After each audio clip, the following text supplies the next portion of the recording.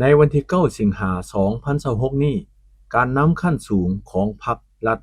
บรรดาองค์การกระทรวง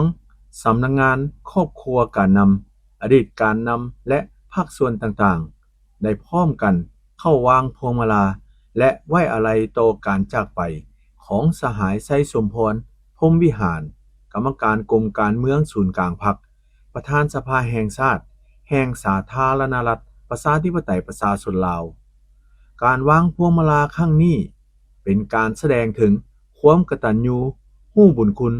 และความเคารพรักที่มีต่อสหายไส้สมพรพรหมวิหารผู้ได้อุทิศเหงื่อแห้งสติปัญญาและกำลังกายกำลังใจเข้าในภารกิจปกปักรักษาและสร้างสาพัฒนาประเทศชาติโดยเฉพาะในขงเขตนิติบัญญัติและสภาแห่งชาติคณะทำอิฐที่เข้าวางพวงมาลาแม้นคณะบริหารงานศูนย์กลางพรรคนำโดยสหายทองลุ้นศรีสุฤทธิ์เลขาธิการใหญ่คณะบริหารงานศูนย์กลางพรรคประธานประเทศจากนั้นแม้นครอบครัวสหายทองลุ้นศรีสุฤทธิ์เลขาธิการใหญ่คณะบริหารงานศูนย์กลางพรรคประธานประเทศคณะประจำสภาแห่งชาตินำโดยทานนางสุนทรไสยจักรคณะเลขาธิการศูนย์กลางพรรครองประธานสภาแห่งชาติ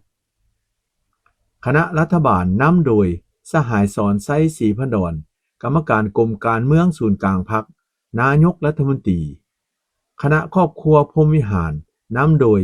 สหายสันติภาพพรหมวิหารกรรมการศูนย์กลางพรรครองนายกรัฐมนตรีกระทรวงการเงินครอบครัวศรีพันดรนำโดยสหายสอนไส้ศรีพันดร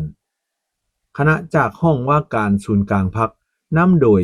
สหายเพชรพรหมพิพักษ์กรรมการกรมการเมืองศูนย์กลางพรรคหัวหน้าห้องว่าการศูนย์กลางพรรคนอกจากนั้นยังมีพวงมาลามาจากศูนย์กลางแนวลาวสร้างชาตินำโดยสหายกิ๊กแก้วไขคำพิทูลกรรมการกรมการเมืองศูนย์กลางพรรคประธานศูนย์กลางแนวลาวสร้างชาติ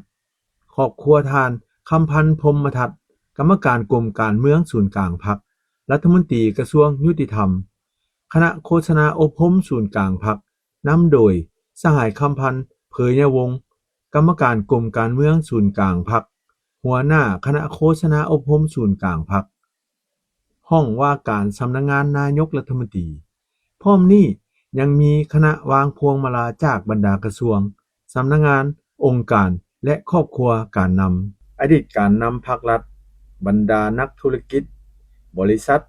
และภาคส่วนอื่นๆตามลำดับ